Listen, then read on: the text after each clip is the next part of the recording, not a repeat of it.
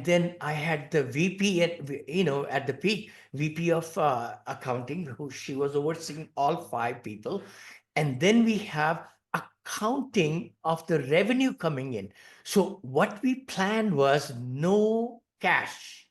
Even a resident who had to give $2 or 250 or $5, they have to get a money order, and then money order needs to be scanned. We had bank scanners installed, computer connected to our bank accounts of every asset. So in real time, every check was logged in, like 10 checks at a time, if I remember correctly, or people paid online. If they paid online, it was directly money coming into the bank, and we did not lose a dime in 18 years. Not a dime, not a dime. I mean, I'm so proud of our, VP of finance. I mean, very meticulously, all the entry, all the budgets, all keeping track of all the monies coming in, going out. And then banks, your loan, lenders need quarterly reports and everything. And 1099 people, like we are doing right now in January, 1099. So we are wrapping up our it's only 16th of January, wrapping up 2024 in all the LLCs that we have, all the businesses and so on. So systems are magic. Once you build the right systems, and that's what I teach in my mastermind. I mean, if people pay me now 100,000 to coach them one-on-one. I can only take few students, but my group coaching, I give everything that I've learned over 40 years. And I love the Wednesday calls. I get so much value when I'm in there, and the group is really supportive and really cool. One of the things you mentioned just now was systems. Now, for the person who's listening, the entrepreneur who's like, okay, we're talking about culture, we're talking about making your culture addictive.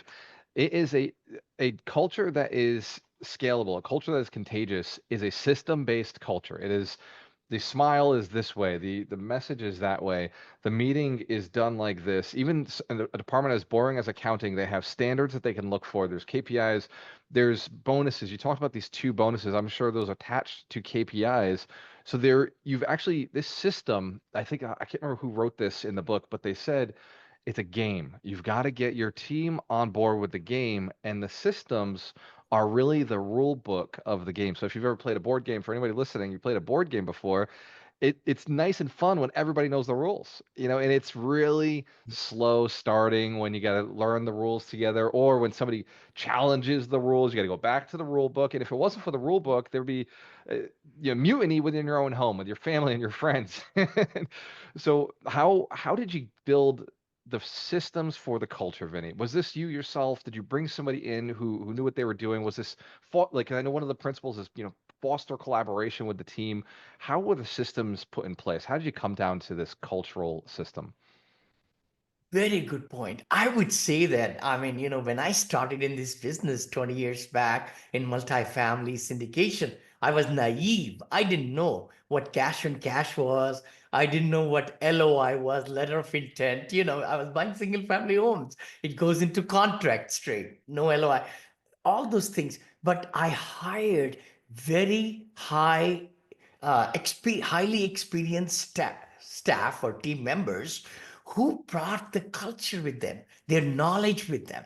So, being a sponge, I learned more and more. I even remember having, oh my gosh, I think David Lindahl, my mentor, of course, a lot of people know him. He's a good friend of mine now. I'm one of his bright students. And then You're one of his favorite Miss White students. Vin, you are was on the his website. Dave Lindahl has testimonials of you on his website. You are not just a friend. You are one of his favorite students. Oh, thank you. Thank you. And Jackie White was back then, who was teaching, management of apartments courses. So I hired her. I think I paid 25, 30,000 back then. She flew into Texas and built our company. She built the whole management company from scratch. I didn't know nothing. She put the manual together, employee manual and all. So that's where I really believe in investing money to build systems. See, because when people invest money, and I just made, at the peak we were making $1 million a year just in managing our own apartments. So I'm the CEO of the management company, I'm the CEO of the acquisition company, and investors knew it. And just like paying 3% out to a third party, we paid from the property 3% monthly to the management company. And since we were both same, we were saving money and negotiating with vendors and everything. So it's best to have two LLCs separately, which I'm doing in RAL now, residential assisted living. We got property LLC, which buys it. And then there is a management or operating LLC, which is managing that asset. And we are on both sides, and that's the beauty. The key thing is you got to do it legally and make sure that you form all the contracts and write out with help of legal or attorneys, because you want to not copy paste things. I hate that when people tell me, Vinny, I just pasted it from there and here. No, no, no, no, no. Invest a little bit money. But the key thing I wanted to mention was that culture of the property comes from the vision of the CEO. If you are not driven for the passion and everything, people will see through. They'll see through. If you're up and down and everything and frazzled and not really have your eye on the ball, I say, I mean on the focus and all, they will see through you and they will lax, and they will say, you know what, I don't have job security in this company. Literally, they'll Yep. put their resume out in Indeed and Craigslist and everything. We could see, but the other thing which I really always have believed in, if there is poison in the company, you got to cut the poison right away. You got to, because otherwise that poison is going to spread and that's going to contaminate. So I have fired people instantly. Instantly. I mean, once people found out and I did some research and, and made sure, then we just try to get them out of the organization, because they are not part of, they will be good for somewhere else. But if they are not really motivated, they are not really doing the right things, and they are cutting, all these things right there, right? So we cannot afford to have that.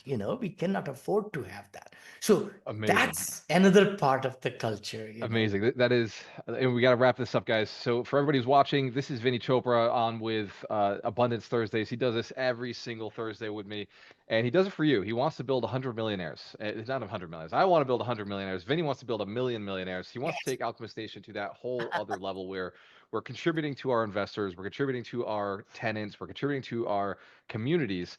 And I think that everybody listening right now has a chance to change their lives and change the lives of other people. So if you're listening to this and you're finding there's somebody in your life you need to remove, now's a good time to remove them because they're stopping you from getting to the next level. It could be in your business, it could be in your accounting, it could be somewhere in your life, it could be just, in your job. Maybe you got to go reconcile everything and just say, wow, where's because if your culture is not sticking, it could be because of that person.